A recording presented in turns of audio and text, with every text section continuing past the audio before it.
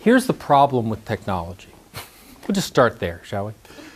Which is, this is going to be videotaped. I've got wires running all over me here. So this one's going to be for the videotape, and this one's for the podcast, and then we'll record that over there. And so, the problem is that with these presentations, I put them online, right? So I've got two audiences. One, you guys, which you're my favorites. And then, the people who are going to watch the videotapes, who watched the previous one, who are going to be bored silly with, oh no, not that crap again. So this ran into my head as I was thinking about how can I make this, new and exciting for all involved, and I can't. So I'm going to at least make it interesting for me. But it's very interesting because that got me sort of stuck on a theme, which is as this year I'm an OITP fellow, which sounds very exciting, but ALA has something called the Office for Information Technology Policy. I'm sure you've spent many, many hours on their website. And many people, frankly, don't know it exists, but you do. And ALA has a Washington office. The Washington office's job is to think about policy. It's got two halves of the office. One half is government legislative affairs, which is more or less a lobbying firm to make sure that ALA's views are presented on the Hill. And the other is a think tank called OITP, and its job is to think about how technology is going to shape policy and sort of think ahead. And the way I got suckered into this, the way I became part of it was a couple of years ago. There was some policy movement afoot related to social networks. This was the time when Time magazine was talking about predators online, children predators, and MySpace will be the ruination of society, and Facebook is just there so that we can do horrible things. And there was introduced a piece of legislation called DOPA, the Defense Against Online Predators Act, or Deleting Online Predators Act. And what it tried to do is say, good news, now that we've gotten schools and public libraries that accept federal funds to filter, we're going to go ahead and tell you what to filter. And so they wanted to say, we want you to filter these kinds of sites so that our poor, impressionable children don't get access to this horrible, evil stuff. And so they, of course, began to define what it is that they wanted to filter. And they started with things like, well, we can't say MySpace because that's just tacky. And we'll call them social networks, but no one knows what that is. So they ended up with something that said, all right, we're going to filter things called interactive websites. And don't worry what that is, because we'll form a committee afterwards that will actually define the site. So the Committee for Un-American Acts was, no. Luckily, the legislation did not pass. But we've had son of DOPA, and we've had state regulation. Now, aside from the politics of all of this, what it really raised was this rather delicate issues that libraries were going to face, like Congress, which was in boardrooms and in faculties and in all over the place. Libraries were going to have to sort of face this issue. Web 2.0, Library 2.0, MySpace, Flickr, pick the name du jour. What are the libraries' roles in it? What's the responsibilities? What should we be doing? Should we host these? Should we provide access to these? And so OITP commissioned myself and my colleagues Joanne Silverstein and Scott Nicholson to think about this and sort of say, what is this world? And as we looked at it, we started where all bad projects do, which is, well, it was a good project, but a bad starting place, which was we started the really bad dictionary.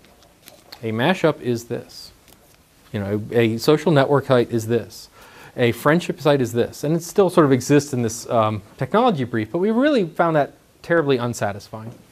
And so we wanted to think, what's going on here? Why are Flickr and MySpace and all these things, one, new and cool and interesting? Why are people using them? And why do we sort of think about them in the same breath? What is that? And so we tried to look back and see if there was something more fundamental and durable going on here. And where we ended up, we think is got a pretty big impact for libraries in general, which was we said, what's going on here is learning.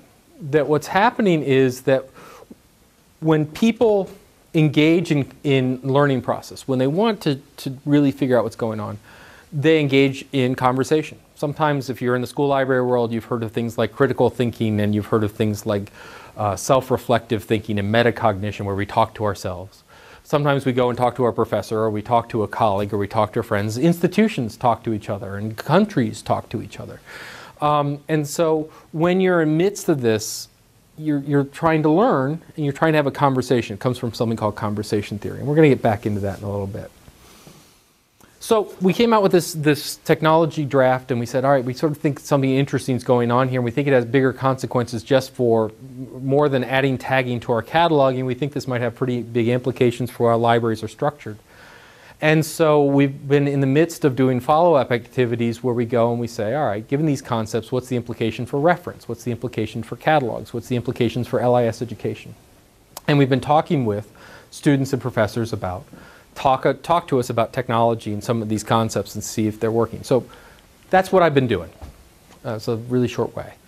And what I'd like to do tonight is I'm sort of in this sort of interesting formative moment. So if you'll excuse me, I'm going to sort of think out loud for a while and ask you to rein me in a bit.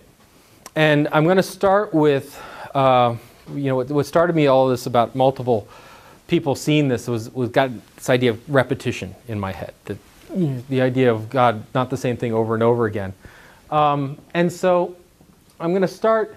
If you want to hear more of the details on the project and you want to see some of the whiz-bang demos of what reference could look like in a participatory world, and if you want to hear some of the more directed stuff, I'm going to direct you to the project website, ptbed.org, and go nuts. You're going to see presentations and movies on this and details and such. So, if you want to see the concrete stuff, that's a good place to start. But I'm going to start tonight, if you don't mind, in Italy. There you go. Always a good place to start. The Florentine Dilemma. The good news about if you write a cool technology brief, people invite you to come to Florence to talk about it. So I was in Florence to talk about it. And I do what every good academic does when they go to Florence, which is to make their presentation and then book 3 extra days to walk around Florence. And as part of that, I visited the Academy. The Academy something terribly Italian. But it's the main art academy that's existed since the Renaissance, about Renaissance art. That's where the David sculpture is. And so you can go visit this. And as part of that process, or as part of that tour, there was this sort of group mulling around the end of a hallway, and I sort of jumped on the back of it, and they opened this gate with a key, and they all funneled through there, and I sort of funneled through with them. And luckily they were speaking English, so I was willing to go with it. And what it was the sculpture room, which is really cool. I did not know this, but when you're doing the big marble sculptures, has anyone done a big marble sculpture in your life? I certainly have not. You do it in plaster first. And you usually do it in scale. And then what you do is in the plaster, you nail all of these little pins so that you can go and do measurements. And so you can have calipers there, and so you can take it back and forth and such. And so this was like all of these amazing plaster sculptures since, the Renaissance that they had. And I mean, it was literally from that, the length of this room, wall to wall. And along one side, and probably 20 feet, they had busts. So they have these sculptures of heads and famous people, and just rack upon rack of them. And so I'm really excited. This is cool. And the tour guide starts talking, and this tour guide points to this beautiful painting and said, and that's the problem. I said, maybe I didn't hear that right.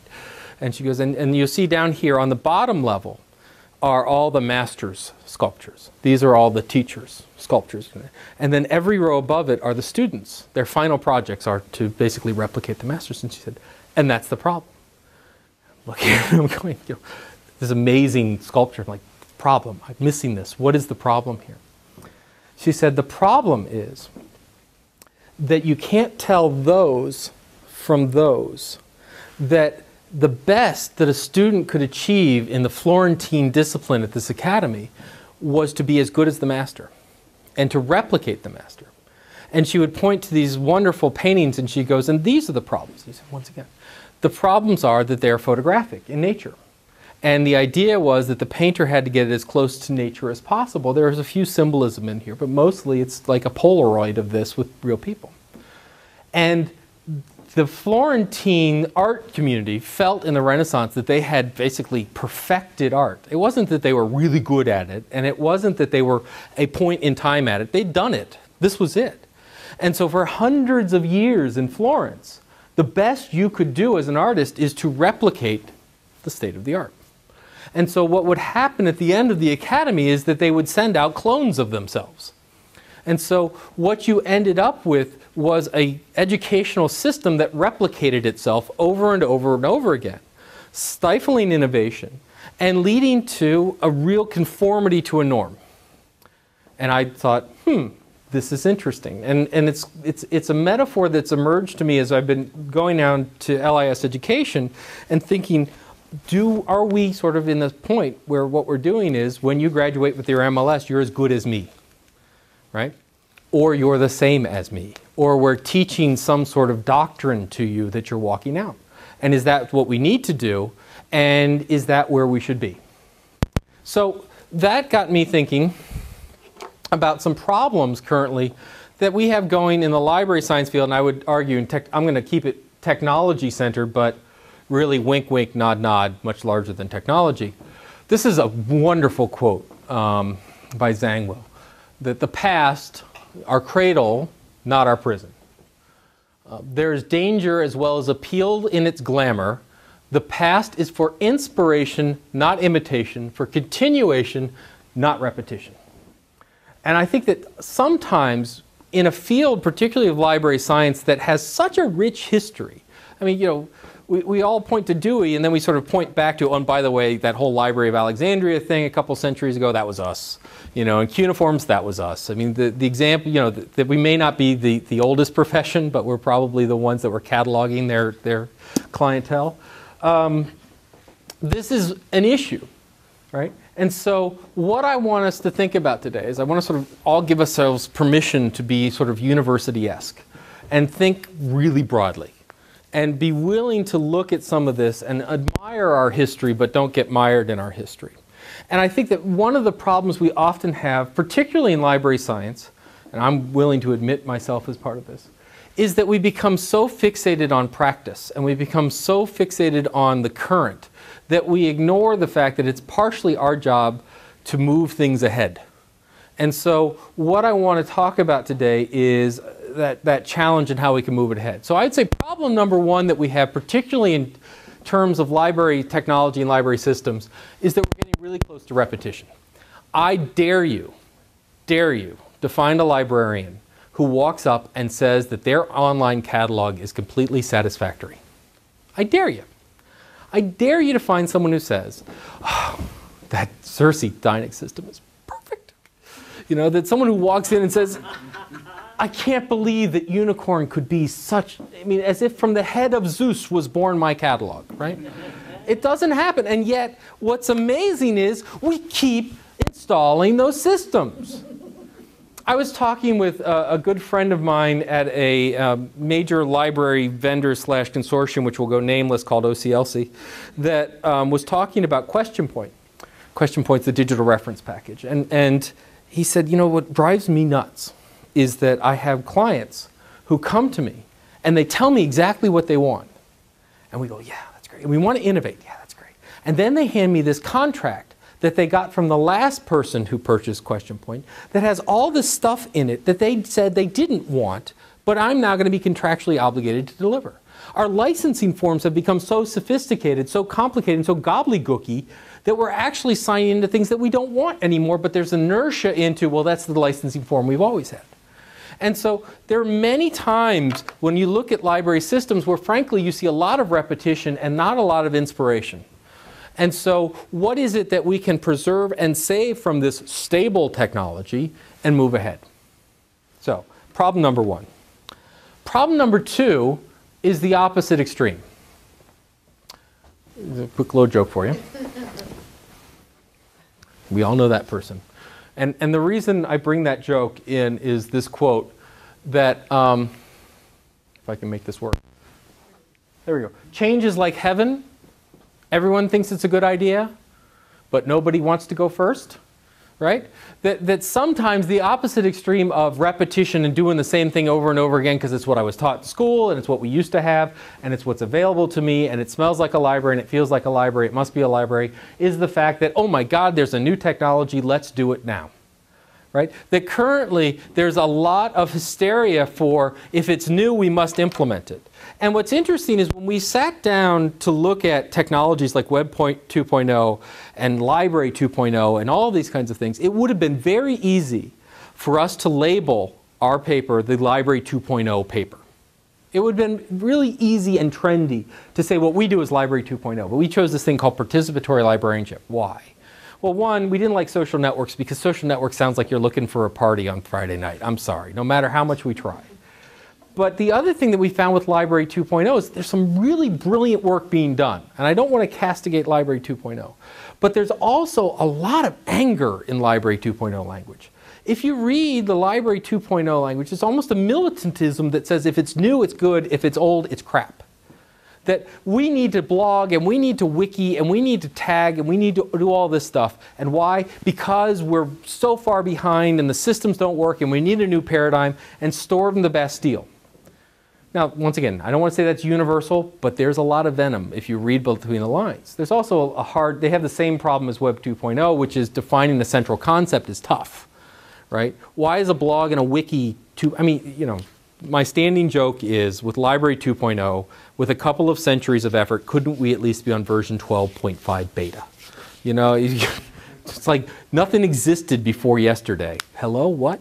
So it's the opposite extreme that we have a problem with. And this is what drives people like Michael Gorman crazy. Michael Gorman drives me crazy, but what drives him crazy when he looks at things and he talks about, well, we were supposed to have libraries at briefcases because microfiche was going to do that. And then we have so many, I think at one point he talked about libraries as this sort of graveyard of technologies gone by, that if it's new, we buy it. Now, ironically, microfiche, probably here forever. It's non-biodegradable. So where is that Gorman? Oh, better, Nicholson. Mr. Baker. Yeah. Well, but I can't blame them because if given the anarchy of the situation and you have to find certainty, you pick something. So, say what you want about Nicholson Baker, at least he believes something, right? Strongly. That's right. And so what I guess we're in this interesting situation, which is how do we deal with these two extremes? How do we keep from repeating ourselves and getting bored? How do we keep from having libraries that look like 1965 for the rest of our lives? One of the things I'm really worried about, the reason I'm in town is I'm spending the week at the Department of Justice. And the Department of Justice is talking about, with their law library, how can we innovate and be really cool? And what's interesting is the minute you throw out a cool technology, they all look at you like this. Right? Well, you can have RSS feeds. We're not allowed to have IM. We have to have 12 different email addresses because we have 12 different networks. And it's like this litany of all the problems that federal governments can put in front of innovation, they've managed to find it. Right? I mean, there are actually some people who theorize that you need an inefficient government so it doesn't take control of your life. But I don't think that these are philosophers causing these problems. And so they're in a situation where it's like they want to try new stuff, but they can't. And one of my worries is that we're going to end up with a federal government that's going to stuck in 2004 internet land for the rest of the history of the country, because we can't take personalization services because that might violate privacy, and we can't do it for security, and we can't let them behind the firewall. And so all of the cool new stuff that's good, that's durable, we're not going to be able to implement because we've put so many burdens to save ourselves from ourselves that we can't take advantage of these new technologies. Well, I'm worried that libraries will get caught in the same trap. So, what do we do in this situation? How do we get ourselves out between, a rock and a hard place? And I think the solution is, for dealing with this, is we need to go back to our core principles. I must have been hungry when I was doing this. That we need to innovate from core principles. So when we talk about technology in the curriculum, when we talk about technology in libraries, when we talk about what's new, what's cool, what we implement, we need to really deal with what is the core business that we are in and how does it match. And I want to be really clear here. This is not my way of saying we need to stop playing with technology. I think there's a really important role for play. Call it tinkering, call it playing, call it experimentation. I think that libraries and library students and library professors should do a hell of a lot of just playing and not worrying about how it's going to be implemented. But at the end of the day, that play has to turn into go, no go. And it's that go, no go that libraries have a real problem making the decision on with technology right now. And frankly, library professors who worry about what to implement in their classrooms have a real hard time making that, does this suddenly become core? I remember it was not that long ago, like 4 years, that we debated our online searching class, what it was. Is it dialogue? No one does dialogue anymore, but is it those? Or is it Google? Is online searching really teaching, yeah, basic stuff of Boolean logic, but then what's the systems we showed in? And you know where we ended up? Mostly on Google. We ended up talking about the fact is that when our librarians go into libraries, on-the-job training is going to teach them a lot of different databases, a lot of different interfaces, and we can't in our classes teach those, right? We are to the point now where there are going to be more interfaces to online databases than librarians soon. So if we all pick one, we'll still be outnumbered. So the idea of in, 13 weeks we can teach you every interface to every search engine, that's gone. Forget it, right? When dialogue was out there, we had one and we were happy, right? And so we said, look, we're going to teach them the basics of what searching is, but we can't teach interface and interface. The universal is online resources. The universal that we're going to be able to teach and teach these guys. Have you looked at Google's advanced search? First of all, you notice they don't actually have one. Remember all the good old days when you click advanced search and there were like 20 fields that suddenly popped up? Google doesn't have one. You know what Google has? A dialogue search interface. The pluses and minuses and the abouts and whatever, it's 1970s all over again. It's just they figured out that you can do both at the same time. So we need to return to theory. We need to look at our core functions. And so, return to theory. Many people are now frightened to hear me use the word theory, right? So of theory and practice. So multiple quotes. Quote number 1, practice without theory is to sail an uncharted sea. Theory without practice is not to sail at all. This has been used in many different places. Practice without theory is sterile. I hate that phrase, but I like this as more poetic, right? Or as someone online once put it, and once again showing you that I was in fact hungry when putting these slides together. To me, theory is like vegetables. I don't like eating it, but I realize I have to in order to stay healthy. Now, I don't know about, I'm looking at my faculty colleagues in the audience. Maybe you don't have this, but I've sensed an unease with theory and our field. And that is to say that theory's rough. And library science has really gotten beat up about theory because we use the word science. And a lot of people go, pfft, library science? I know what chemistry is. I know what physics are. But what is library science? Where's your theory? What's that unifying concept in theory that makes this a science? What's predictive in here?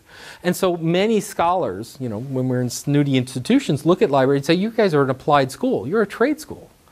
All right, I'm being brutal here, but it's the idea of saying that if you're in economics, you buy into a school of economics. If you want to become a physicist, you better know string theory. If you're going to be this, there's a body of theory that holds us together as a field. Library science, you guys just have practice and a place that holds you together. The way we define librarians is the people that we hire in those places. That's not theory. I think that's unfair to a degree. And many people would say that the real division between the L word and the I word, library schools and information schools, or library science and information science, that's actually one of the divisions. They would say, well, information science is the theory that drives library science. It comes from information science. Many people would also go, ooh, I don't know about that. This, I think, is part of the problem. And I'll pick on McGrath for a moment. This was, McGrath wrote in a piece on, it was actually a special issue on theory, that he wanted to develop a grand unified explanatory theory of librarianship, which is not a modest goal. And then, I'm sure he's a nice guy. The author makes an analogy to the unification of the fundamental forces of nature, beginning with Copernican revolution, followed by Kepler, Galileo, Newton, and Einstein. The unification of electromagnetism, light, the weak force, the electromagnetic force, the strong force, and the ultimate goal to include gravity, space, time, and relativity in a single grand unified theory. He said this is a great goal, we should do it for libraries. Hello. And this is where he ended up. Now, I should, if you want to publish in JASIS, this is the JASIS version. Okay. 2 people got that. The 2 people who tried to publish in JASIS. What he said was, if we look, his approach, for right or for wrong, was to look at all the stuff we know currently about library function. So what's important to count in this library function? What's important to count in this library function? If we take all these measures and metrics and we put them together in a magical formula, we should end up with a quantitative, predictive, evaluative mechanism for theory, the grand Copernican revolution in libraries. And I put plus signs here. That's an oversimplification. He didn't say, here's how these different measures actually interact. But it's a lot of, if we take these different metrics and put them together, we get predictive theory. Now, anyone want to take a moment to read that and tell me if they have any issues with that one? Yes, sir. I think there's a huge gap in it. I don't see service. Yep. I don't see reference. I don't see service. Anyone else want? Any youth services people out there? Any archivist, you could argue, is in preservation, sort of. That's one of his big problems. But I want to give him credit that he tried. And I want to say one of the issues that he faced was no one really has a unified vision of what libraries are to work with. Are archives part of libraries? Archivists will tell you sometimes, right? Is reference really in there? Is reference something that could be measured? And how would it be measured? And is it really just an alternative interface to the collection? What is the service of the collection and the interaction between these things? The problem is that this is not theory. All right, so excuse me as I just take a moment. Some people talk about big theory and little theory, big T and the little t. Big theory are things like evolution, you know, electromagnetic forces, relativity. Big theory explain lots of stuff. I like big theory. My personal big theory is in complexity theory and conversation theory. Then there's the little t, and if you read it all in the information retrieval literature, you are assailed with the little t. It's the theory of why people will scroll to the second screen or not. It's the theory of why looking at keywords and collocation is important. It's more like hypothesis, but it's really, really specific. And I think it's really interesting and worth, though, taking a moment to take what you sort of McGrath's challenge of, can we think of a big unifying theory or concept behind libraries and see if it's useful? And I want to be real clear that normally, if we were in many other settings, I'd start with, let's talk about the separation between theory and practice and how you feel about it. I think I'm so tired of having those conversations. So what I'm going to do is give you mine, and then you can argue it. Because that's what academia is about. I mean, this is, if you think about, have you ever wondered why academics and your professors are a little odd? Because we've been, just a little, we've been trained in this sort of Socratic method, which is we learn through argument. And so if I posit something, there will be an academic here who will automatically take the opposite extreme. Whether they believe it or not, it's automatic. And we will argue to the truth, right? And the person taking the opposite, if they don't necessarily believe it, they're doing a service because they want to find and punch holes in it, and that's how you arrive at the truth, right? So I'm going to just lay this sucker out there, and then we can argue and fight for the truth. So why does this theory, why is McGrath's approach, I think, faulty? Well, the number one reason I think it's faulty is because libraries are not natural things. Libraries are not organic. Libraries are not a creation of the world. They're a creation of man. I'm a Catholic, so I can use high aspirational theories like that, right? But anyway, that in essence, the problem with McGrath is like having a theory of General Motors or a theory of Walmart or a theory of, right, what we're looking at is an artificial construct that people put together and saying, oh, let's look at this construct and see why it works the way. Well, it works that way because people put it together that way, right? And so it's an artificial structure. What we need to look for are big theory that talk about why people would put those things together to begin with. Why are they organized that way? Sociology, looking at sociology and talking about how do people build groups. Information seeking theory, why do people seek certain types of information versus other types of information? So here's my theory du jour for you, and that is this conversation theory. And I mentioned it before, but I'll mention it again. A fellow by the name of Gordon Pask, in the 1970s, actually earlier in the 1960s, was a cybernetician. We all know of cyberneticians well. They worked on cybernetics. So general systems theory said you have input, process, output. The cybernetics people came in and said it's a little bit more complicated than that. You got feedback going, you got all these mechanisms. And the idea was it's very much geared in artificial intelligence. But how do we get machines to learn, machine learning theory, these kinds of things. And so Pask set out, because this was in the glory days when we were going to have 6 computers that ruled the world and they were all going to think for us. He set out to teach machines to think. And he said, the way I'm going to teach machines to think is I'm going to start with how people think. Radical concept. Or as we like to say, we're going to deal with natural intelligence until artificial intelligence catches up. So he looked at this and he said, all right, how do people think? And he came up with this concept called knowledge is created through conversation. He called it conversation theory. And it goes something like this. If you've dealt with education theory at all, you've probably heard some of this with scaffolding and spiral curricula and these things. But it's the idea that you and I are going to have a conversation.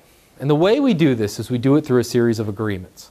So, can we agree that we're in the same room? Yes. Can we agree that that's the color orange? Well, I think it's salmon. No, I think it's rust. All right, well, let's call it rust. All right, that's now rust.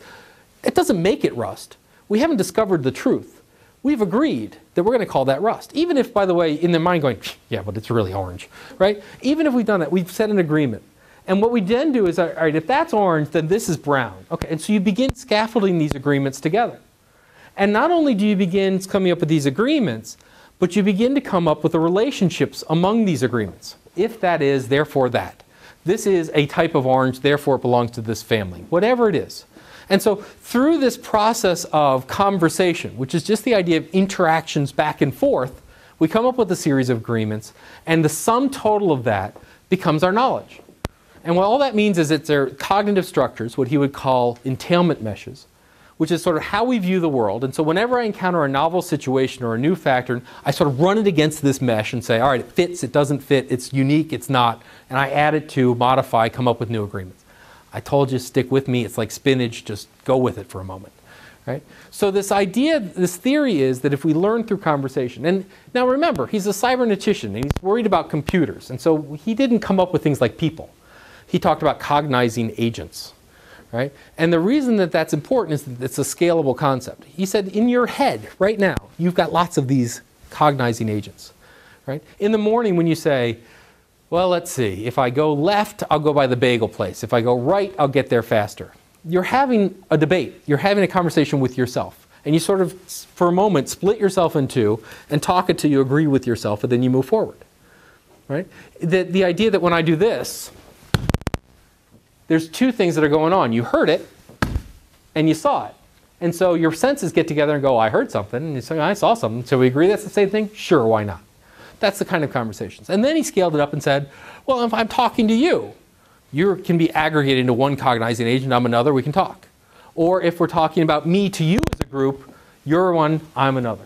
And so it's a scalable concept. Right? I like this because of things like complexity theory and such. But let's take a look at the consequences of this. If this is true, if knowledge is in fact created through conversation, and if we argue that libraries are in the knowledge business, then libraries are in the conversation business. All right? Now, first, we have to agree that we're in the knowledge business. And there's the truth of that and there's the verbiage of that. Right? Back to my challenges. After you find the librarian who loves their catalog, I want you to go out and find a librarian who says, I'm not in the knowledge business. Right? You might be more successful in this one, but I'm in the information business. I'm in the book business. I'm in the stuff organizing business. I'm in the warehousing business. It just doesn't have the same ring as I'm in the knowledge business. Right? But it's important, because if you're in the stuff business, if you're in the thing business, if you're in the organizing business, you do one thing. In fact, you do a lot of what libraries do now. But if you're in the knowledge business, life begins to change a bit. All right? Because the first thing that happens is that artifacts, the things that are produced out of knowledge, become secondary. What do I mean by that? A book is not knowledge. A book is a result of a knowledge process. Right? A transcript is not knowledge. It's the result of a knowledge process. They're artifacts. They take on secondary importance.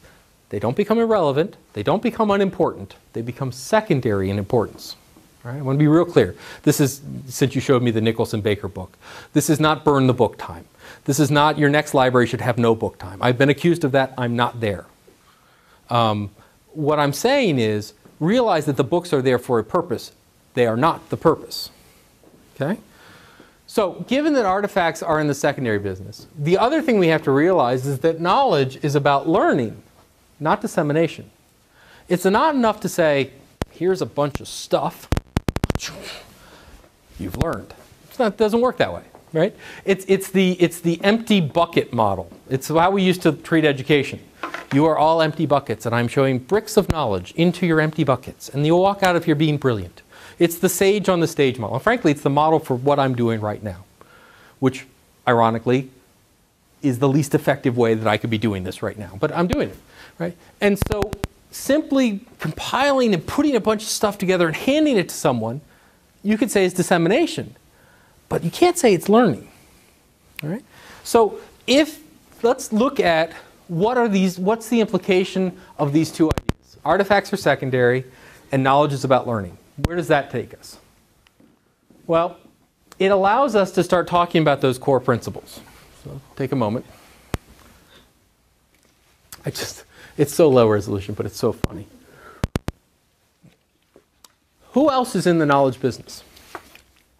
If we do not have our core knowledge and understand what our core principles are, we end up confounding who are competitors and who are cooperators. Who are the people out to be in our business that we should be worried about or should be working with, and who aren't? And so I want to take a couple of these and think them through. Is Google in the same business as libraries?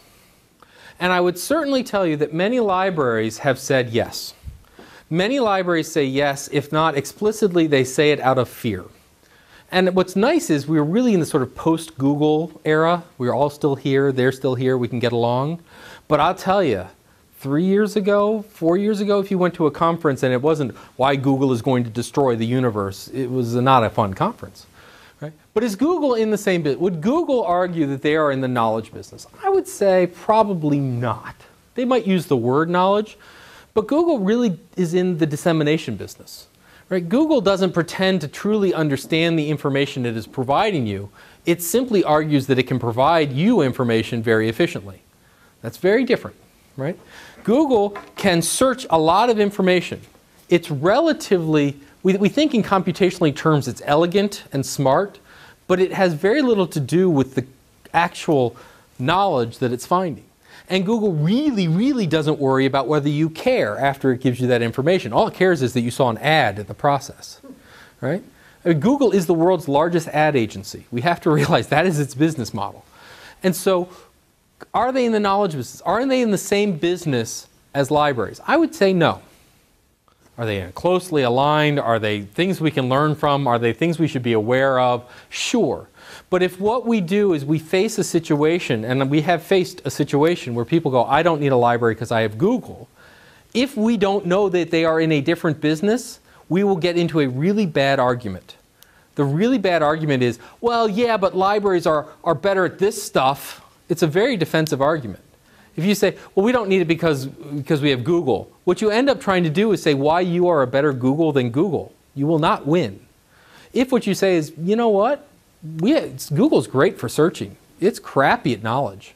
You know, if what you really want is a bunch of crap, that's fine. We can do that, right? That's why I always had a problem with the librarian, the best search engine. No, you're not. Librarians are crappy search engines. Because search engines give you like thousands and thousands of results in nanoseconds. And I don't really think that's what you want to brag about, right? What librarians are really good at is understanding your need and getting you the right information for the need. What they're doing is they're good at building your knowledge, right? It's not enough to say, oh, you have a question, the old joke, ask a librarian the time and they give you a book on clocks, right? It's not enough to say, I gave them a book anymore. It's not enough to say that you gave them the stuff and you walked away. Now, if you look at in academic libraries, a huge stress is on outcomes. All right, you're an academic library. Why are the students of Catholic better that you are here? Right? I want to know what's the scholastic output. I want to know what the impact is on curriculum. I want to know, in school libraries, how are my students going to do better on test scores and how are they going to perform better? you can't answer that from a Google perspective. Google will say, I gave them a lot of stuff, I hope it was helpful. Librarians are learning that that's not good enough. What they have to say is, I had this direct impact. This impact led to better grade, better situation, led to a better whatever it is. In the public libraries, you see this in economic development. Look at the Urban Libraries Council and look at what they're saying about libraries and public libraries. They don't just say public good. They say it spurs economic development, it improves workforce, it brings more people into the population, it helps the population there start small businesses. They're talking impacts. And to talk impacts and to talk about directed consequences, you're talking knowledge, you're talking learning. To say we were there and it was helpful, that's not enough. Amazon. Is Amazon in the same business that we are? And this is not as easy an answer as one might think. Well, they're in the sales business and they're selling stuff. It just so happens that the stuff they're selling happens to be the same thing that libraries lend. Does that mean we're in the same business? Well, let me see if I can think of an analogy. I'm drinking bottled water, and the Potomac is a river made of water. Therefore, a bottle of water and the Potomac are the same thing. This is a logical fallacy, right? The notion that just because they're working with the same, is Sears in the same business as libraries? Believe it or not, I've had this discussion in reference. In reference, is Sears the same thing? Well, why would you even ask that question? Well, when my washing machine breaks, I call someone with a question and they provide me an answer. When I have an information question, I call a reference librarian and they provide me with it. Sears and reference librarians are in the same business, right? No, I don't think anyone would buy that argument. Well, Sears will only answer questions on this specific item. They only take you this so far. They're not in an open construct. They deal with limited domain knowledge. They deal with all this other stuff. They don't have we can make that argument. And yet when we look at Amazon, we somehow lose our voice to say, well, sure, if you want to buy a book, go to Amazon. Right? I mean, that's the trick. If you want to buy a book, go to Amazon or go to Barnes & Noble. Because libraries, if you want to buy a book, you're going to get the crappy ones that we don't need anymore that we put in the bookstore to hope to raise some funds for the real books we really want. Right? If we are in the same business of Amazon, we do a piss poor job at it. Are we in the same as call centers? No. This one's fun. Are we in the same business as schools? And I would argue, yeah. What's really interesting, if you want to see the most closely aligned industry with libraries, and I don't care if you're talking academic, I don't care if you're talking special, I don't care if you're talking about public. Schools are very much in aligned business structures. They do continuing education. One could argue that reference and service outreach is in fact continuing education on a regular basis based on need as opposed to a regular schedule. In K-12, school, library, media specialists are teachers. I mean, there's no, it's a field that's given up any distinction. They have a curriculum. It happens to be an information curriculum versus science curriculum. But do our integrated library services systems vendors realize that we're not in the same business? Well, let's take a look. Okay. If you have not, you will at some point, if you work into a library, have the following conversation. Our catalog sucks. Maybe you're in a nice place and they'll say our catalog is not optimal. Maybe you'll be in a really quaint setting where they'll go, if only it could be a little better. But often the word sucks will come up. All right, how could we make it better? How could we make it better? Let's see. Well, it really needs to be more like Google. You know, all this fielded garbage crap, it just needs to be one line. We just want one search line. Yeah, but that Google's fine for the search. All right, so the search should look like Google, but the results should look like Amazon. How many people, and I'll be the first to admit it, when they are looking for a book in their library, start at Amazon? Yes? No? Yeah. Why? Let's think about it. Why do you go to Amazon to find the book, get the ISBN number or title, and then go into your catalog? I'll tell you why. I'm going to do a search for a book. Now, the great thing with having the last name of Lankes is that no one else has the last name of Lankes, though it turns out it's German. I didn't know. Like half my heritage I can trace back to like the Middle Ages, and half my heritage is like, I have no idea. I'm going to search for Lankes, and the first result you'll find in most catalogs will not be anything by me. It'll be by a fellow by the name of J.J. Lankes, who during the turn of the century was doing woodcut art, which is really cool woodcut art. This is one of his books. So if we took a J.J. Lankes book, which is the wood cuttings of J.J. Lankes, and we put that into WorldCat, and we take a screen dump of all the information that WorldCat has. All right? So what that little square up there represents is every piece of data. If you were to scroll down, whatever, that's what WorldCat has about that book. Right? With me so far? This is what the Library of Congress has about that book. With me so far? This is the entire bibliographic information that Syracuse University holds about that book. Now, these, oh, it's horrible, it's bad, it's terrible, we want it better, we want it more Amazon-like, that almost always turns into simpler. We need to make it simpler, easier to understand. Ready for Amazon? Same book. That's what Amazon has. Simpler, easier, less stuff, less confusing stuff. What's going on here? Well, oh, it's all ads. Well, no. That first little itty-bitty block at the top is the branding and navigation. Not just branding of Amazon.com, it's their search engine, it's a drop-down to find their other scores and sections. This next big block is the sales information. Think of it as, it's really bibliographic data, but it includes the price, the date, the author, that kind of thing. Underneath that, you're going to find quality reviews. So underneath that, what you have are the New York Times book review, what this trusted source tells you about the book. Underneath that, you've got bibliographic data. Now what's interesting, if you add that block to the sales information block, it's almost equivalent to these. Because really, that's metadata. That's ISBN number and all this other stuff. So what else is on this page? What do they have that we don't? Well, let's take a look. First, you could search inside the book. Okay, will we ever get publishers to do it? That's fine, but I can search the actual text of the book. The next one, citations. Citations. What is citations? Means anything that this book referred to or any book that referred to this. Now, if you're in an academic library, you're familiar with something called Web of Science, which costs about $250,000 to $300,000 for a university of this size to purchase. Why do they purchase it? Because academics like us cannot live and get tenure without it. What it does is it's a citation index. It says what you cited, who cited you, by whom, all that kind of stuff. Why in the world does Amazon want citations? Well, it's a conversation. Why do academics care about citations? We care about citations because it's our very formal, structured conversation that we're having. When I put a cite to Dave's work, it's not because I like you, right? It's not because, oh, and by the way, shout out to my man, right? What it is, it's saying the work I have follows on his work, refutes your work. Right? Chuck McClure, mentor of mine, once said the 3 best ways to get cited: say it first, because you're the seminal article and everyone's got to point to it. Say it last, because you're the summary article and everyone can point to that. Or say it stupid, because if they want to disagree, they got to cite you, right? So it's like, I had this one person come up at a conference and go, well, I'm presenting based on your work.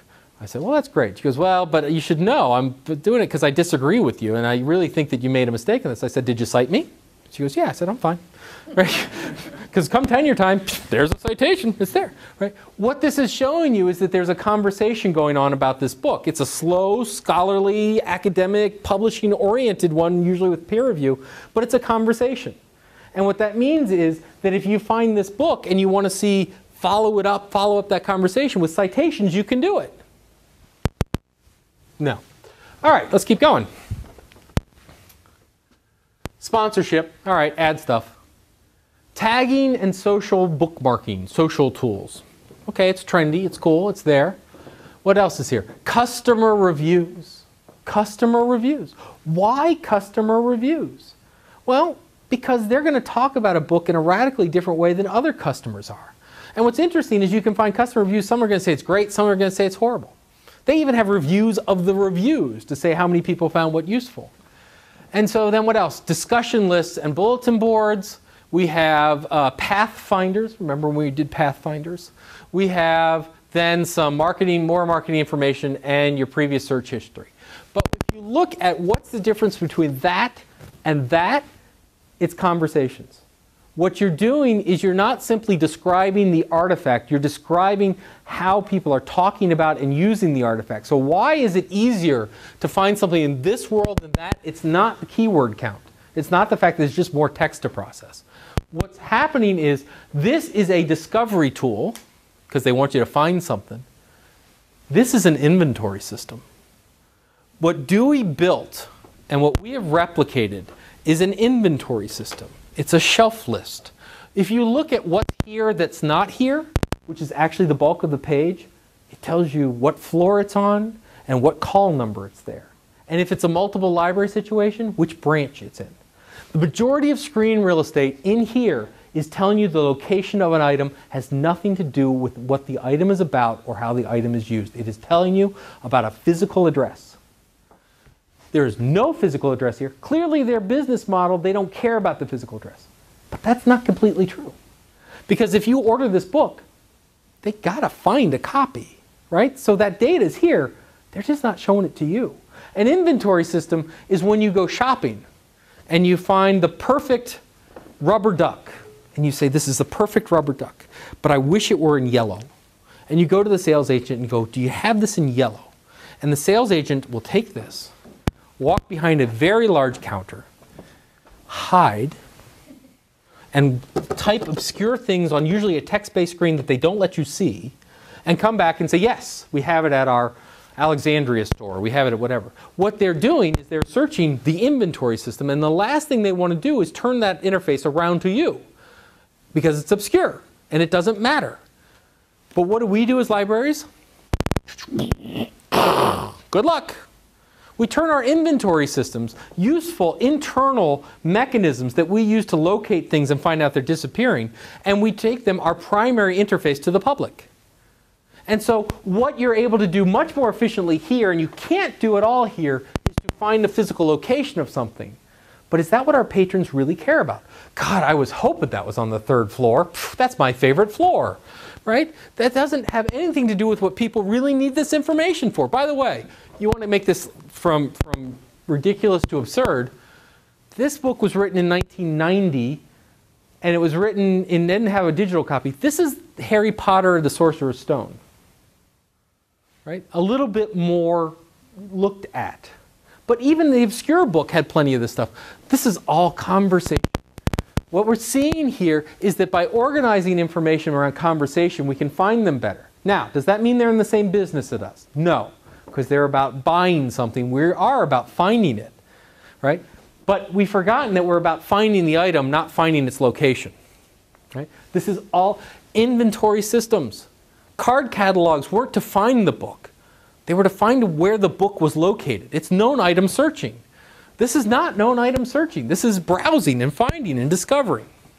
So are Amazon and libraries in the same business? I would say no. Are there things we can learn from them? Yes. Are there things that the ILS vendor should desperately learn from them very quickly? Yes. Right? But we, back to that repetition thing, have to stop and realize what we've been asking them to do for decades upon decades, which is to build us better inventory systems. And so what drives me nuts is when ILSs, and they are coming out left and right, put their big Library 2.0 enabled sticker on it, and what they've done is add tagging. It's like, look, it's a big ugly gorilla, but if we put this tag on it, it's now a handsome knight. No, it's still a big ugly gorilla with a crappy paint job, right? What we're dealing with, that was not even a continuous metaphor throughout that discussion. But the problem is, I don't even think ILS vendors believe what they're producing is what people need anymore. But they have contracts, and the last contract that said it, and the last contract, and there's this inertia that keeps these systems going. Now, as an aside, what scares me greatly is when you get some people who get a glimmer of this and they try and break out of it. So one of my, a good, impressive, really cool librarian you should get to know in your life is Eli Nyberger, who's the head of technology for the Ann Arbor District Library.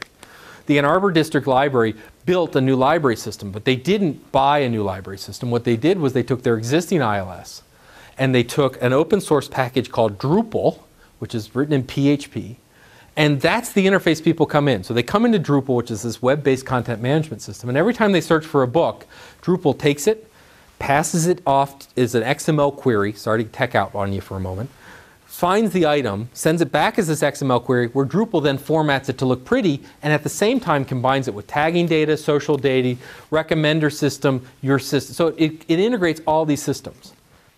And now what you're seeing is a spate of new products, from innovative interfaces to Aqua Browser to whatever, where they're selling to libraries, say, this is your new front end, and what it does is it searches your catalog and your website and your searching systems. What scares me about this is, if you want to add any new resource, you got to come to us for a plugin. And the same library vendor that underlies Ann Arbor's Drupal library, they've now rewritten their user agreement so you're not allowed to do it. They've disabled their XML queries. So they're all for making really cool integrated interfaces that hide the catalog, as long as the catalog vendors can write it and charge for it. That scares me. All right? So, all right, where are we going from here? I have no idea. Let's find out. So, what does all this have to do with where we're going? I forget how long I'm supposed to go, but when would you like me to end? Just keep going, and when you fall asleep, you're done? All right. I'll try to speed it along here. All right. So I mentioned two factors. One was the idea that we're in the knowledge business, therefore we're in the conversation business, right? And I just showed you an example of how Amazon facilitates conversations and how library systems do not. But I've also talked about there's an efficiency to here that we do this. And there's a whole sort of raft. But here's the other aspect I mentioned, which is dissemination is not learning. There's an interesting pressure to participate that comes from this philosophy.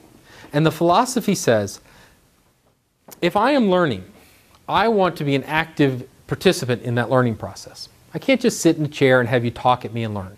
I must actively engage this content, right? Constructivism, lots of different ways to put it. But it comes down to, if you want me to learn, I have to be invested in this process. I mean, you're Catholic, right? So, you got tuition invested in this process. But you have to write the paper, you have to do all this stuff. You can't just come into a room, sit here for 3 hours and knit, and then walk away and pretend that you learned. You got to attend, you got to pay attention, you got to ask questions, right? So there's a pressure in learning situations to be active constructors of knowledge. And then for when they go online, they want tools that allow and facilitate conversation and participation. If I'm going to be on your system, and the reason I'm on your system is because I want to learn, I also want to be invested and able to construct and engage in that system, right? So how does this play out? Well, let's look at a couple of things. Let's look at the internet as an example of how this plays out. And I want you to just, for a moment, think of the internet as 4 distinct parts. There is the infrastructure, the wires that connect us, and the protocols that allow that to happen. There are the application builders. These are people that allow information to be transmitted over the infrastructure to another point.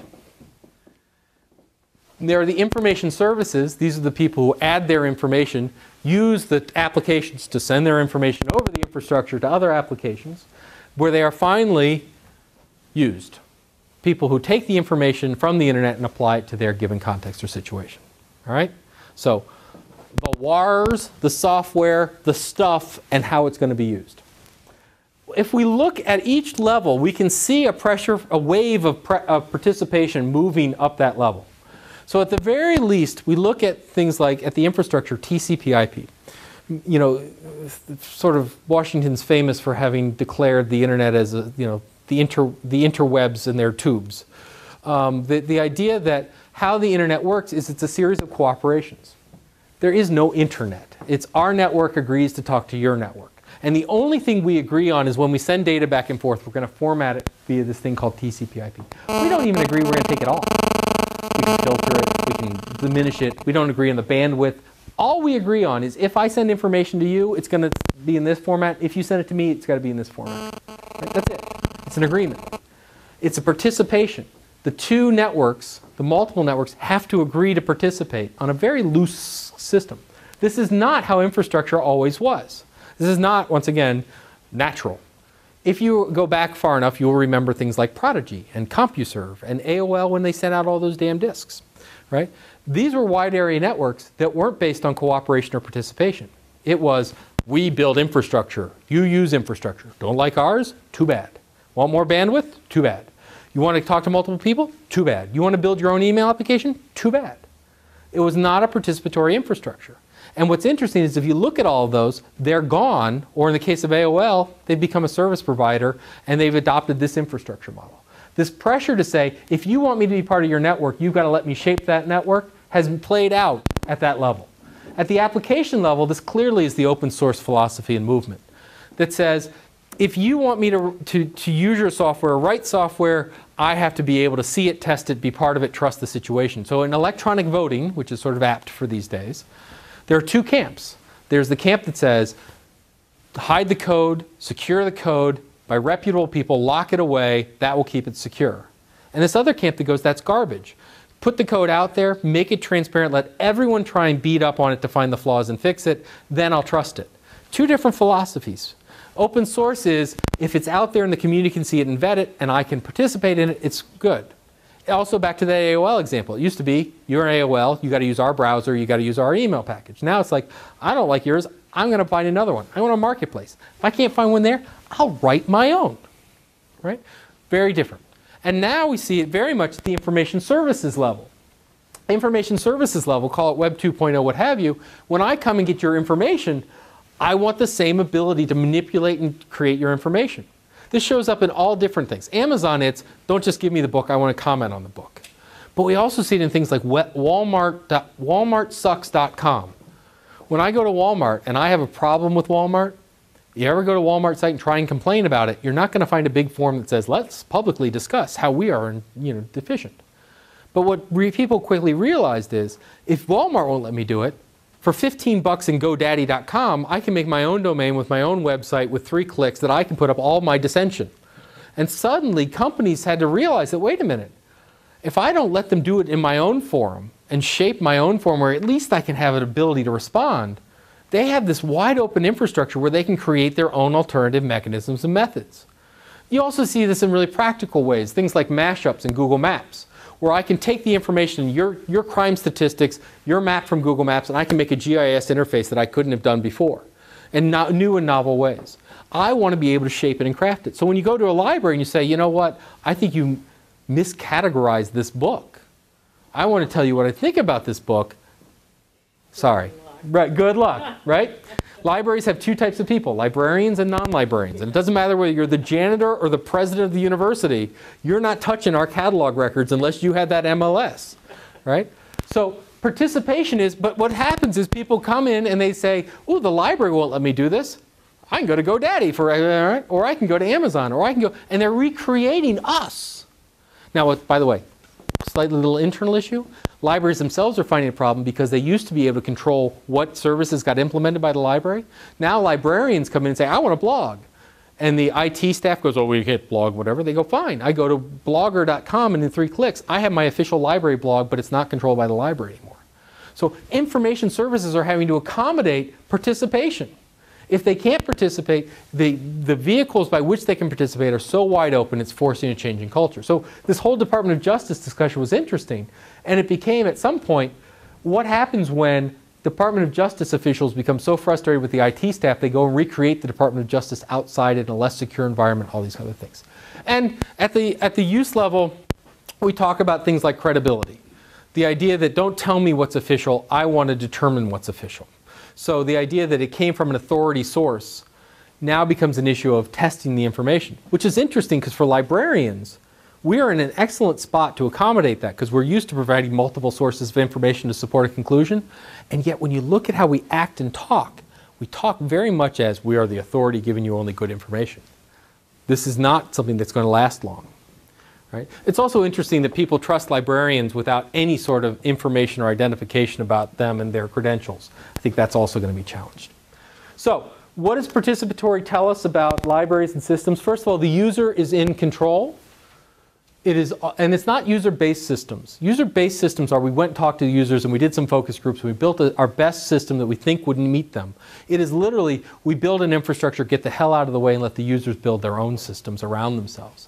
It is all about learning. I don't care if you're in a special library, school library, public library, whatever kind of library you're in, you are in a learning system. And you are, to a degree, a teacher. Learning is a collaborative conversation. It is not simply directed information. Library serves as a facilitator of that conversation. Your job as a librarian is to go into communities and say, how can we make this community better? Now, I want to be really clear. There's a twist on facilitation. That does not mean transparent agent. That does not mean invisible component. That means someone who walks in and says, I'm here to help and I have a point of view. One of the things that I have a real problem with is the notion that somehow we teach librarians the ethics of being non-biased. It is garbage. There is no such thing as unbiased. The minute someone asks you a question, and whether you turn to a keyboard or turn to a book, you have a bias.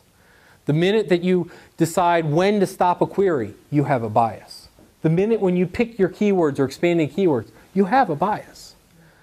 The point is not that you don't have biases. The point is that you are aware and able to see them, and you are able to relate them to a user need. Right? Very important, very different. That facilitation with a community means shared ownership.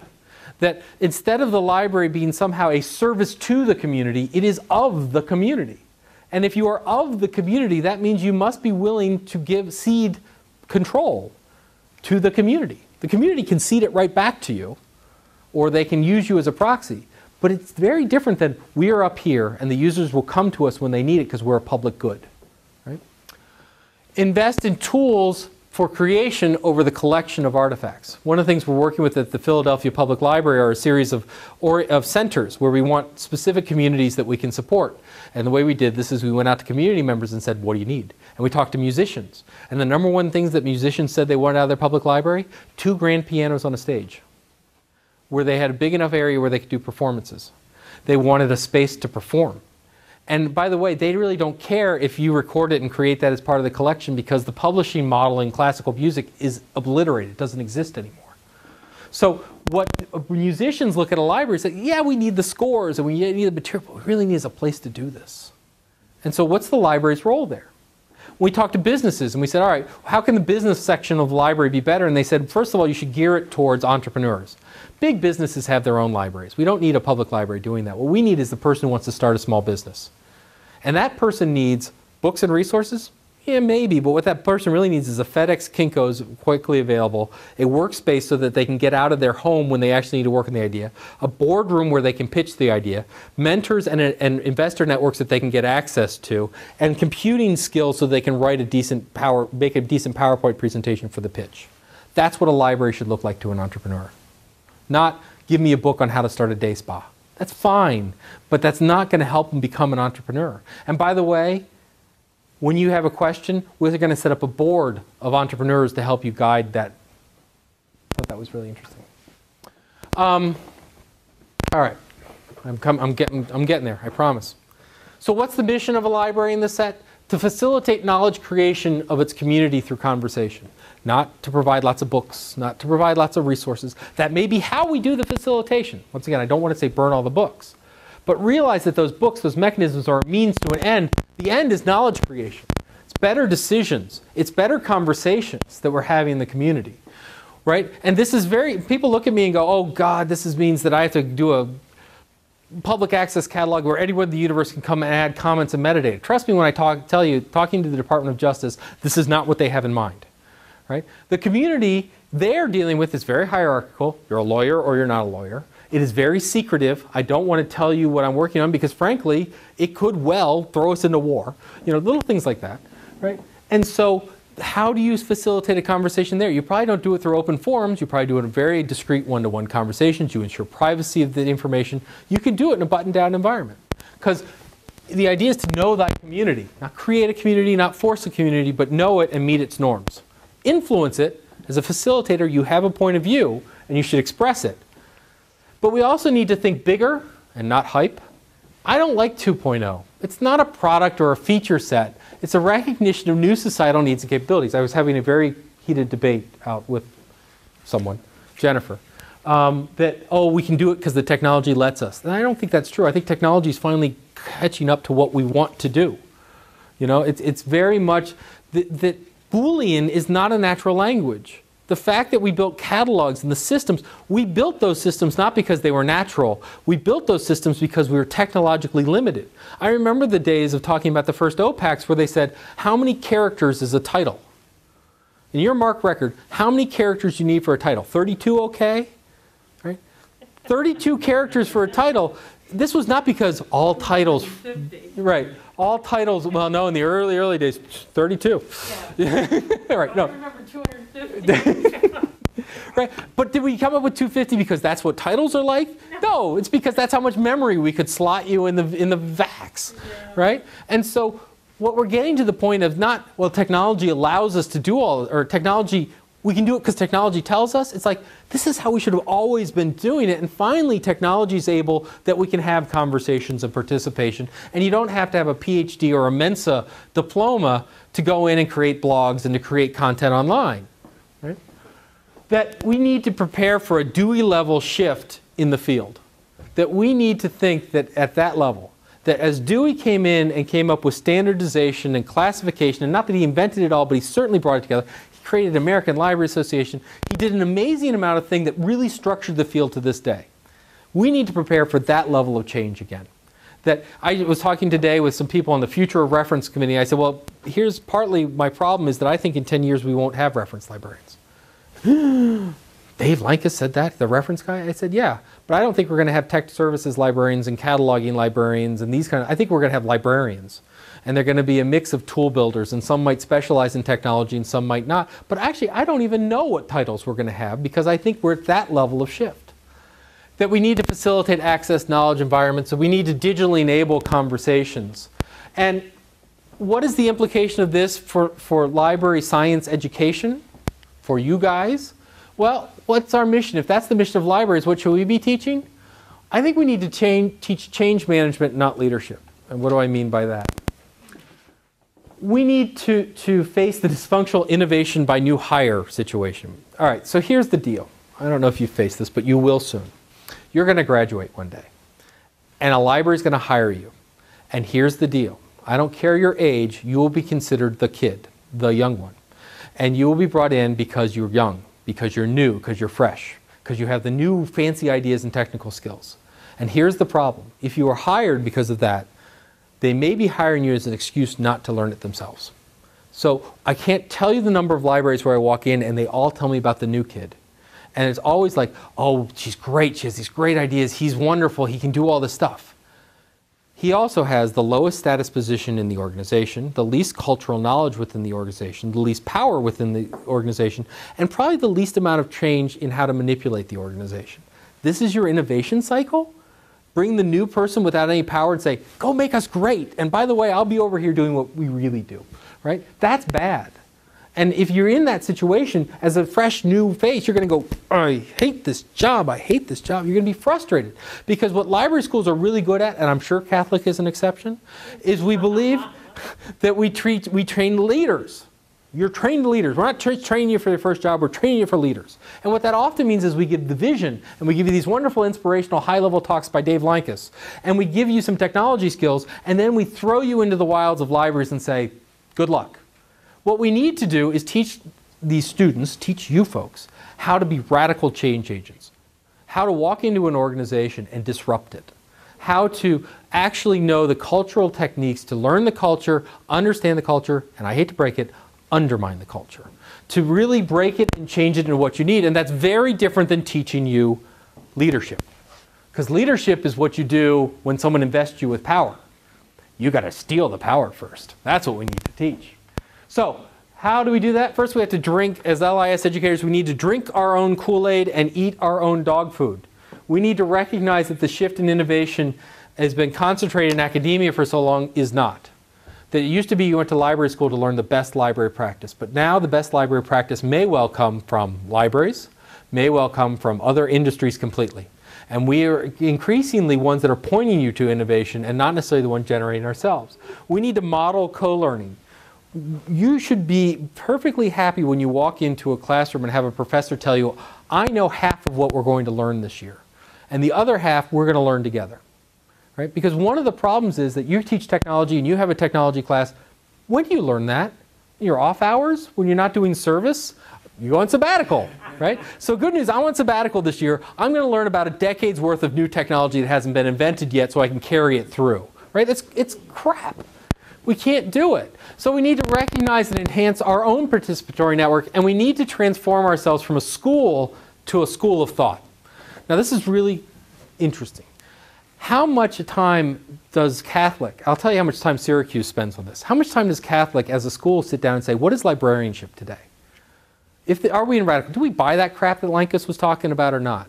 What is the mission of a library? How do we prepare them? Can we truly say that academic libraries and public libraries are being equally well supported by what we teach? What is that commonality? Because right now, we are at a point where things change radically and we have to be ready. And that doesn't mean teaching more cataloging classes. And frankly, it means that we have to survive in an environment where ALA accreditation forces us into a 3-credit core curriculum that we have to express for 7 years before we deliver it.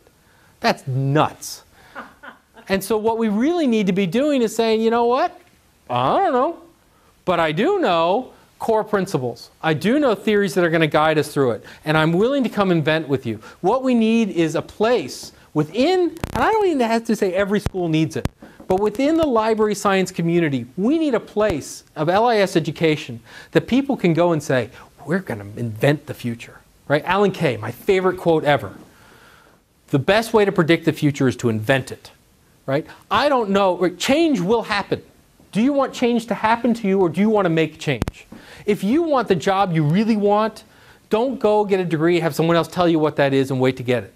You need to go out and make it. Because if we simply adopt features and technologies from other disciplines and say that's cool and neat, we will at best be second best. If we try and be the best Google there is, Google will beat us at that. If we try to be the best Amazon, Amazon will beat us at that. And why? Because that's not our business. And if we don't know what our business is, how could we ever accelerate past them or better serve our users? It's the obligation of LIS education to facilitate this discussion. And we must accept this obligation of leadership, of change. That it is our role as LIS educators, your role as LIS students to change it. So I'm going to go back to that Florentine dilemma. If what we are doing in LIS education is at best teaching you to be like us and send you out, we have failed. What we must do as LIS educators, what our responsibilities as LIS educators to our field is to produce students that scare the hell out of us. What we need to do on a regular basis is prepare people simply to go and think about the core principles and innovate and do things we never thought we could. That at some point, and it's ego problem centric, that we need students that come back in a year and say, this is what you need to teach in your classes now. Not give us advice and be on an advisory panel, but I just changed the world. You need to catch up in your classes. We also need the mechanisms to allow us to do that. But that's the kind of work we need to be in. I don't want to produce spare parts. Sally the reference librarian died. Wheel in a new Sally. Right? That's not the business we're in. Right? I need to put you in the business that when you're done and you get your first library job, you walk into the library and say, pretty good library you got here. Just wait till 2 years what it's going to look like, right? And then walk back and say, that was really great what you taught us. It really was. Completely irrelevant now, so here's the new curriculum, right? And we need to teach it in real settings and real environments, more than just a practicum, once somewhere in there. Because here's the problem. We produce frictionless environments. You come in with a brilliant idea, we have you write a paper, we give you an A, you hand it in, you're done. In a real world setting, you have to fight for the budget, you have to fight the idiot who won't let you do it, you won't get the IT people. We need to put you in situations where you have to do it. I mean, ironically, we have to partner with idiots just to give you something to work against, Amen. Right? A grinding stone. So, yeah, in summary, partner with idiots, produce students who scare you and don't know half the curriculum you teach, right? But that's what we're talking about. That's what I mean by eating your own Kool-Aid. If we believe in participation and we teach that this is participation, we teach conversation, do it! That's what we can do. Imagine if we had an LIS program, and LIS programs around the country, and a band of sort of renegade change agents that come out of this as a cohort and say, you know what exists? I appreciate it, and I love it, and I'm inspired by my past, but I will not be limited by it. I will not repeat your mistakes. I will acknowledge that what you did in the past was great and brilliant, and you will acknowledge that as we move forward, we're going to do great and brilliant things. Because if we live constantly in the past of the greats behind us, we have trouble. And that's an inspiring goal, and it's not an anger and a venom and we're doing it all wrong. It's a we can do better. And we can do better. Every day of our lives, we can do better. And that's our job, is to do better as libraries, as library students, and as library science educators. Thank you very much.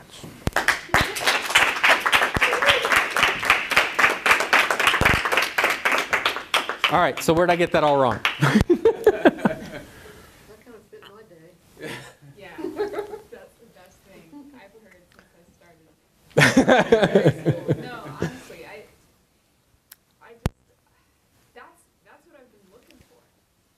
total time. I mean, not that I've been doing this, it's my second semester. So everyone who taught her in the first semester, don't be offended, but yeah.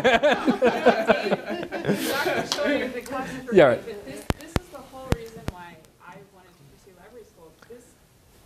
The whole radical change agent thing, that totally speaks to me. That's exactly where I want to go. And I'm coming from working within, an institution where I'm surrounded by, great people, but also lots of idiots. And it's, the catalog sucks, and there is no catalog, there's no communication. So thanks. This is great. You're welcome. Yes, sir. I have a couple of things. One, just a small example of the kind of conversation starting that actually doesn't depend on technology. I was participating in one of the librarian blogs started a conversation about Web 2.0, Library 2.0. I'm sorry, I can't remember which one it was right now. Only 300 or 400 of those to choose from, right? And somebody in response to the original blog posting talked about working in a library, 20 years ago, where they put, they just glued in paper in the back of the book so that people who had read the book could add their comments to their reviews to the book, so the next person to pull that book off the shelf could have the benefit of that. Isn't it amazing in the library environment we're so paranoid about privacy that we have a tradition of the book checkout cards in the back that told you who took out the book last? I mean, I have many students who tell me they used to go to the academic library and look at the circ slip, say, oh, Fred read this one. This one's a good one. And the number one way that people find one of the number one ways people find new books of reading in public libraries is to look at the return cart. What's sitting there waiting to get reshelved. I mean, and that's what I also want to. I have a doctoral student who I had to spend a lot of time with because he was convinced that we had invented participatory networks. And we've done it. This is new. This is radical. And I wanted to say, this is Socrates. This is Aristotle. I mean, the academy, where the word comes from, it was a gymnasium outside of Athens, where Plato would go and sort of work out and then hang around and talk about, what's the meaning of life, right? Modern Western thought was born in a YMCA. I love that, right? That the academy is a place for intellectual play as much as it is a place for deep thoughts to be transmitted. So, I always thought that the best motto of our schools should be, we're busy inventing the future, come join us. It's a great example. And I think that, if you read the initial tech brief, a lot of it is what we are now doing in our physical settings, we need to do online. In our physical settings, I remember I talked with your new dean about this space. And the idea was a place to collaborate and such and build, sort of hangout joint. And you see libraries doing this all the time, taking down shelves and putting in places. And yet online, where do you go hang out? Where do you go chat? Where do you go to discuss? Where do you go have a chance to collaborate and have conversations? On our library sites are, to choose a Barbara Quinn analogy, are coral reefs without the fish, right? We build these gorgeous structures and we forget that people built them and there's life there and there's interesting things going on there. So, anyway, the other thing that I would just contribute to the discussion is I've had occasion recently to spend a lot of time reading John Cotton Dana and Ranganathan. Oh yeah. And we always trot out, books are for use, and we quote it, and then we put it aside. But you read what Ranganathan had to say about books are for use, and he was an advocate of having food facilities in the library. Yeah. And in my career, I had to fight somebody who absolutely was dead set against allowing people to bring food into the library. Right. So not that those folks aren't dated in some respect, but I like to believe that they were the kinds of radical change agents who would very much applaud, I do too. Continuing change. Yeah, I mean, I pick on Dewey, as a fiery speaker from upstate New York. We all sort of have to, do our genuflecting. But here was a man who was in radical change. I mean, if you've ever read A History of Dewey, it's really interesting because not only did he buy the fact that we needed to standardize our cataloging, the reason it's called the Dewey Decimal System is he was a huge advocate of the metric system. And he wanted, besides founding the American Library Association, he helped found the American Metrics Association. And spelling reform. I mean, he was a guy who wanted to change a lot of things. Some caught on, some didn't. But, right, and I think that now is a time for big ideas, too, that we should think changing the industry and the field, and not incrementally. And will we succeed in every aspect? No. But God, why wouldn't you try? So. And by the way, I'd love to say if you come to Syracuse, everything will be like this. But we have our challenges too. Yeah, right. Exactly. Well, and you have to be because that's one of those leadership things. I can give you the vision, I can get you all pumped up, but the truth is you're the one who's about to walk into the fire. So it's easy for me. Yes, ma'am. I'm already a librarian coming back, starting school, and I have a million questions all the time that I want answers to. Mm-hmm. Not from 10 different people with 10 different answers. I need, because I'm a solo librarian also, I need more authoritative answers to things from the school that I go to. Mm-hmm. And I think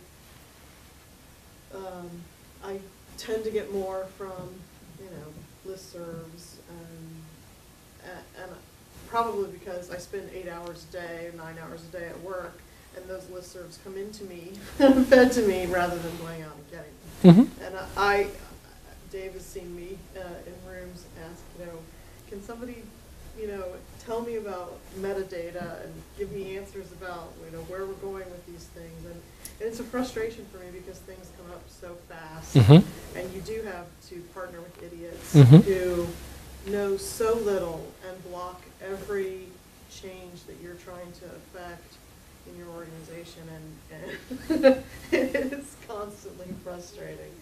So I appreciated the things that you said. I didn't agree with everything. Oh, absolutely, absolutely not.